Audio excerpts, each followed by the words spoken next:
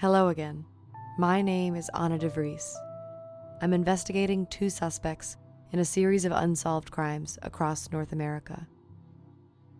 This podcast was released on the dark web to a dedicated viewership of 40 listeners. I'm re-releasing it here to involve you, the public.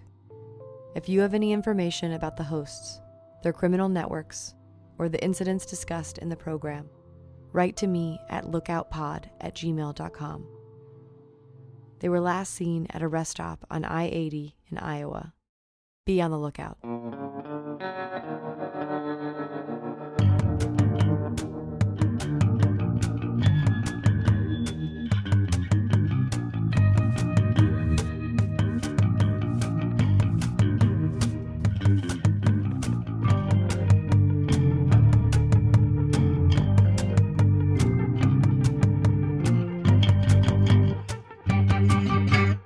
Welcome to our creepy little pit of despair. I'm Ronnie, and this is Connie. Hello. And we are here to delight you with our dazzling display of decrepitude and depravity. Our story tonight is called The Angler. A story so foul, you're going to wonder who farted. But first, a word from our sponsors. And today we welcome a new sponsor, Melvin's Honey Hole. Melvin's Honey Hole specializes in flavorless, non-traceable poisons, dermal contact intoxicants, and that old-timey saltwater taffy. When it comes to sweets, Melvin's can't be beat. Promo code, ooh, I'm sticky. And backed by popular demand is Junius Coca Plum's 2-for-1. Oopsies, I've made a mess. Use the promo code SPILTMILK. And once again, we'd like to thank one of our most steadfast sponsors, Santorini's Funeral Parlor. At Santorini's, we can repair the most heinous of bodily damage. Take a mangled, bludgeoned, slashed and beaten pile of meat, and we'll make that corpse look good. Good enough to take out to a steak dinner. We've been making the dead look like world-class models for 76 years. We even have group rates for stag weekends and auto dealer conferences. When you're in a pinch, Santorini's makes it a cinch. Remember to call Santorini's hotline, 1-500-CADAVERS.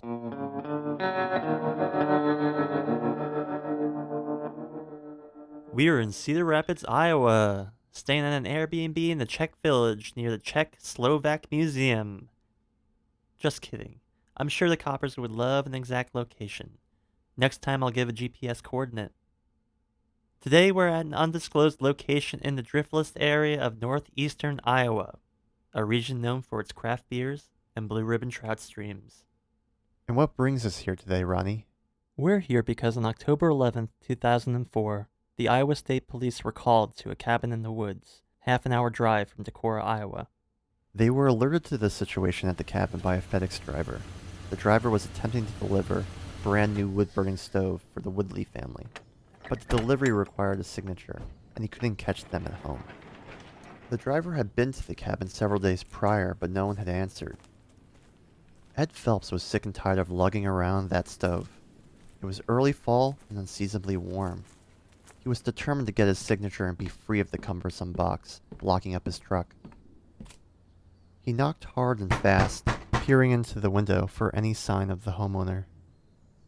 The front door led into a kitchen with an open floor plan, which led into the living room. That's when Ed noticed someone laying face down on the carpet. From his vantage, he couldn't tell what condition the person was in, though he feared the worst. Police arrived at the residence at 2 p.m. and broke the door down. In the living room, they found an adult male prone on the floor. They turned him over and knew immediately he was dead. His face was discolored a dark purple, indicating that he had died at that spot and remained there until he was found. The transcripts of calls from police and EMTs indicate that they suspected no foul play. The deceased was an older man in his 60s, and the assumption was he died of natural causes. That is, until they found body number 2. For whatever reason, it took police several hours before they explored the rest of the house, and to their surprise, in the master bedroom, they found a woman, 60s, laying dead on the bare mattress. Again, there was no sign of injury and no indication that they were drug users, but that would be left to the medical examiner. They checked the medicine cabinets for prescriptions and found the usual collection of over-the-counter pain medicines, antihistamines, and cough suppressants, in addition to medicine for high blood pressure and high cholesterol. The victims were Mark and Shireen Woodley, married. They lived full-time in Des Moines, but often visited their backwoods cabin when the weather was nice. Friends said that they were bookworms and liked to decompress by lounging under the shade of their old-growth oak trees to read a spy thriller or a romance novel. They had no kids or close relatives and left behind a rented apartment and 2 cats in Des Moines. It would be a week before the medical examiner came to a conclusion on the cause of death. Terminal dehydration, she wrote on both reports. Suicide by depriving oneself of water. This was the most likely cause. According to the medical examiner, death by dehydration is typically the consequence of an emergency, like when a hiker becomes disoriented and lost in the woods, or the result of severe child abuse, an infant or toddler being deprived of food and water. There are diseases that make it difficult or impossible for a person to drink water. For instance, late-stage rabies causes the infected person to be repulsed by water, so that the virus becomes more concentrated in the saliva. Or late-stage dementia, where a patient loses their swallow reflex, but at that point in an illness, they're usually in a hospital or a nursing home with intravenous fluids, so severe dehydration is far less likely. This was certainly an uncommon method of ending one's life, especially for 2 people simultaneously. So the sheriff's office sent investigators back to the cabin to take a closer look. The Woodley cabin in general was quite tidy. The crime scene investigators searched under beds and in drawers and cabinets for a journal or a note, anything that might give a clue to the couple's mental state before their death. There were no computers found inside the house. Friends said the cabin was used by the Woodleys as a reprieve from the pressures of modern life. Cell phones were recovered, but no concerning text messages were discovered. However, both phones had a dozen or so failed calls over the span of 2 days, the last of which was made 72 hours before the bodies were discovered. The cabin was, after all, out of cell service, and there was no landline. None of the attempted calls were made to 911 or other emergency services. The attempted calls were matched to friends and family of the Woodleys. When investigators checked in with these contacts, they found that no one had expected the call or received the call. Upon their return to the cabin, investigators tested the kitchen sink. It was turned off. They tried the bathroom sink.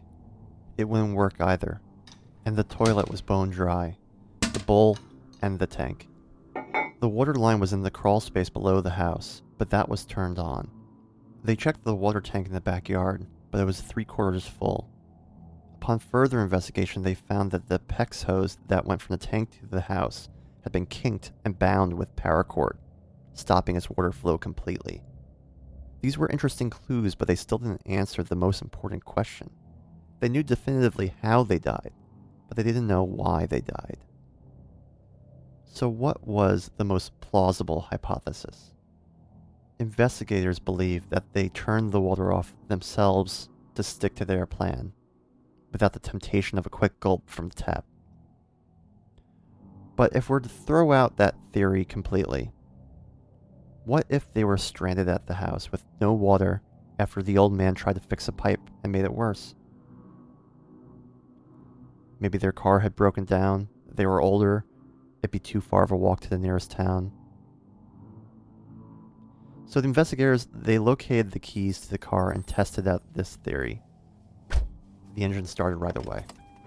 And just to be sure, they drove it up and down the driveway a few times. No problem at all. So the investigation settled on terminal dehydration, just like the medical examiner had suspected. We wouldn't have looked closer at this story if there wasn't a similar event half an hour away in the town of Meadows, Iowa. A family of 4, mother Mary Jean Peterson, father Robert Peterson, their 14-year-old daughter Margaret, and 10-year-old son Christopher, were found dead at their vacation property. All 4 had suffered severe dehydration. That much was clear from the autopsies. However, only 3 had died of dehydration. Mary Jean, Margaret, and Christopher were found dead inside the cabin, but Father Robert was found outside. This vacation home, like the Woodleys, was also an isolated cabin. Cell reception was non-existent. It had been built so that its inhabitants could commune with nature, right next to a crystalline, blue-ribbon trout stream. According to the family, Robert Pearson was an avid fly fisherman and had always dreamed of owning a cabin where he could walk out his back door and within 100 paces be knee-deep in a trout stream. They'd bought the cabin 2 years prior from a foreclosure auction, renovated it, and made it their weekend getaway. Police discovered that the water line had been severed. Likewise, their telephone wire had been cut. But unlike the Woodleys, the Peterson case quickly turned into a homicide investigation. This is because the father, Robert, though dangerously dehydrated, had not died from thirst. Robert's cause of death, which was clear to anyone processing the scene and later confirmed by the medical examiner, was drowning. He was found sprawled on the rocky shore beside the stream, his head submerged in water. At that section of the stream, and during that time of year, the water is only a few feet deep. The toxicology report found a low dosage of antidepressants in his bloodstream, but no drugs that would suggest accidental drowning due to intoxication. There was damage to Robert Peterson's face, broken cartilage in the nose, bruising, damage to the eyes, but it is unclear if the jostling of the stream caused this post-mortem. Did someone force his face underwater? Were those injuries the result of a struggle? Like the Woodleys, the cell phones recovered from the house had failed calls, 3 of which were to 911. Their sedan was found in the annex garage, and it was operable, though the garage door was barred and locked, and the side door had the key broken off in the deadbolt. Who or what could have done this to a whole family? Turned the water off to the house and scared them so badly that they died of thirst? Had the father attempted to make a break for the stream when he thought the coast was clear, thinking finally that they were safe from whatever lurked outside? There have been a few cases of people dying from exposure hiding from aggressive animals, bear, moose, mountain lion, but there are no apex predators in Iowa, except one: humans. Were the Woodleys and the Petersons connected, or was this coincidental? We looked into cases of terminal dehydration in neighboring states, and found that an hour and a half from the Woodleys, across the border into Minnesota, Jackson Green, 31, and Sophia Chang, 29, a couple that had been living off the grid, were found dead by a friend in their custom yurt. This friend had been visiting for a scheduled stay, and when he found them, they had been dead for over a month. The bodies were badly decomposed, but the autopsy was still able to reveal that there was damage to the kidneys, and an analysis of the vitreous fluid of the eyes confirmed that severe dehydration was likely a contributor to their demise. The friend who discovered Jackson and Sophia's bodies told police that the pair kept a portable GPS navigation device inside their yurt, and that device would have been able to make emergency calls and text messages. However, police were never able to recover said device. Other than dehydration, what connects Jackson and Sophia to the other 2 cases was a stream not far from their campsite. Who or what killed these people? How could they have been scared so bad they sooner die of dehydration than confront this adversary? One thing that's noted in the police report of the Woodleys and the Petersons case was that a fly fisherman was seen making his way upstream, casting into the riffles behind the house. Other than the roads, the riverbeds are the only areas of traffic in these parts. These blue ribbon streams are celebrated by the sporting community for their fishing opportunities. Those fishing will walk upstream in waterproof waders looking for holdouts of trout and smallmouth bass. Who better to surveil these cabins than someone fishing? They can remain for hours in plain sight and not arouse suspicion. These streams pass through many a property the waterways cannot be owned, and as long as the fly fishing stays in the water, it's not considered trespassing. A bonus for the killer, if this is their MO, is that any footprints or other identifying evidence will disappear almost immediately under the constant movements of the water. They can park far away, walk upstream, and watch without anyone growing suspicious. In both cases, a person was seen near the crime scene fishing and was subsequently interviewed. Different names in each report, but the phone number in each case has a Utah area code, and in both cases, that phone number is no longer working. One question we have is how long were the families in their cabins with the water turned off? It can take as long as 10 days to die of thirst.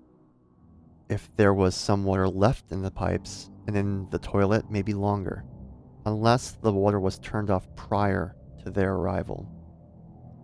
In this case, only the anglers would know if the house was unoccupied. These country homes are often left unlocked, or with a spare key readily available underneath a flower pot or doormat. It's not difficult to think of ways to enter without smashing windows and drawing attention.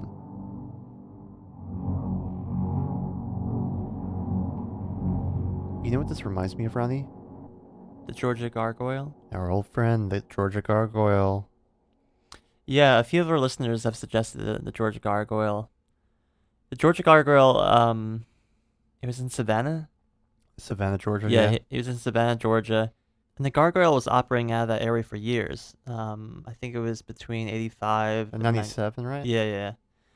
And his MO was locking himself and his victims in rooms, usually really large rooms like warehouses or auditoriums. I think there was like a public pool in there. The gargoyle would stockpile all his food and sit upon the great big mound of it, guarding it like a gargoyle, until his victims starved to death. So menacing and fear-invoking was the gargoyle's display that the victims would choose to wait out the ordeal, trying to find a way out, trying to reason with the gargoyle from afar, eventually starving in the process. Little did his victims know that the gargoyle, despite all his appearances and having trapped his victims in with him, did not kill his victims with his own hands. There was no direct attack. If they had tried to eat from the pile, take some food from it, he would have let them. That was his MO, his joy. His passion. Wasn't he naked when he did those things? Yeah, that was part of the display. We had a listener who met him once at a conference, and he said that he'd done a lot of home plastic surgery and had made his penis forked like a forked snake tongue. And it had all these air ducts and baffles that he would operate to give it more animation, and apparently it was quite effective. This might be a good stepping off point to talk again about the angler and what their methods were. You know, one question I have is, was this an individual or multiple people? Yeah, I think a lot of the evidence points to it being multiple people. What we know about the homes and cabins of those who were killed was that they had many points of access. There were plenty of ways in, plenty of egresses out, and the land surrounding the homes was a hilly topography with plenty of trees and lots of cover, so if someone were to make an escape, they had plenty of routes. And this speaks to the idea that maybe the house was surrounded. If the families thought that they really had no means of escape. Yeah, but they didn't find any footprints. They didn't find any tracks around the houses that would suggest that these places were being circled or surrounded by, I just find it hard to believe that one person, even if they had long-range weapons, would be able to keep so many people in one place, especially with so many means of escape. I mean, fear can be a powerful tool, right? I mean, if this person or persons scared them so badly that they were traumatized and they didn't want to leave the house, that might be enough, right? They would just have to scare them so bad. For instance, you scare someone, scare them a second time, a third time. You do this for a day, day and a half. They think you're out there. At this point, you can probably go home, rest for the night, come back in the morning, scare them again, and they think you've never left. They think you've been there the entire time. Like you're conditioning them. Yeah, exactly. Feel like you're always going to be there whenever they try to escape. You're going to pop out and... Yeah, an omnipresent threat. It would be a good move. It's worked before, but I feel like the success rate for this is too high. There would be one escapee. There would be someone who would have survived the incident. So you're obviously leaning towards it being multiple people. Yeah, I don't see how it could work any other way unless there was a group involved. I don't know. It could have been one. I mean, look at the gargoyle. Yeah, but the gargoyle locked himself in with his victims. They had nowhere to go. With this, there was plenty of means of escape. Yeah, but you're forgetting that some people don't feel like they have means of escape when they're in the woods. Some people feel penned in and claustrophobic by all the trees and hills surrounding them. I suppose that the angler or anglers could have used the woods to their advantage if the landscape was part of their display of terror, but it'd be very difficult. I'm leaning towards it being an individual. And the reason I think this is from a clue that we found in the case files that the police originally dismissed as being, inconsequential. They interviewed a neighbor who lived a quarter mile down the road if he had noticed anything suspicious in the week or so prior to the murders. This neighbor said he had a person fly fishing come onto his property the week prior to the bodies being found. And this was odd to him because the angler didn't ask for permission. He simply walked up from the stream and took a drink from his hose. Typically, the people fly fishing will stick to the stream and not risk trespassing at all. They'll typically ask permission if they can enter the stream from his property or exit the stream from his property, but this individual did not do so. In fact, he returned several times over the course of a day to take a drink from the hose. And the neighbor thinks that the angler probably would have kept returning to the house if his German Shepherd hadn't eventually noticed him and started barking, at which point this angler rushed back to the stream and was not seen again by the neighbor. Though this could be a person casing the neighbor's place, I'm not convinced that it was a singular person. It would make sense that if this person was involved in the crime, that a house with a large animal like a dog would be a deterrent. But the fact that this person was creeping around is not enough to go on that this was the perpetrator of the murders. Yeah, I don't know. It seems more than coincidental to me. I mean, it's the only person that we have a record of being in the vicinity, but that's about it. In our research into this case, we weren't able to find any more evidence that would give us a definitive answer of who perpetrated these crimes and how. Yeah, I guess it'll just remain a mystery. We decided to visit the locations mentioned. Without any new leads, we traced the tracks that the person fishing would have taken. We put on our waders and stepped into the river. The slippery riverbed made our walking slow. With our attention on our footing as we waded upstream, we almost failed to notice a marking placed on a tree at the edge of the Woodleys' property. The bark of a willow tree had been scored. The carvings consisted of 2 long upright lines and 2 smaller lines beside them. Each line had a horizontal slash. The 4 vertical lines seemed to represent the Woodley family, the taller lines the parents and the shorter lines the children. If this interpretation is correct, did the strikes through each vertical line represent their death? We remembered a neighbor had been interviewed and asked by police if he'd seen anything suspicious.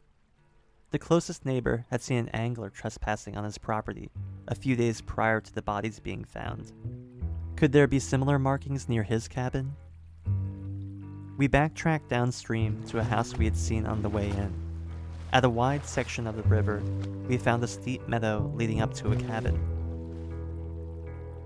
On a pine tree near the water's edge was another symbol carved into bark, a single vertical line representing the owner of the house, and a single horizontal line with 4 feet, likely signifying the German Shepherd. However, that symbol had been struck through. After exploring the property, we found a mound of earth with a headstone that read, Kruger, 1998 to 2010. It seemed someone had returned and updated the symbol.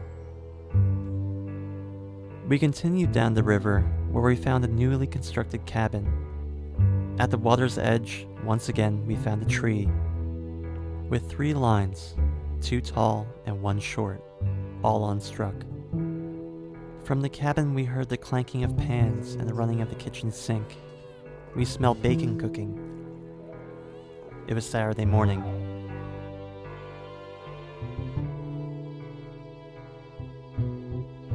Well, that's all for this week.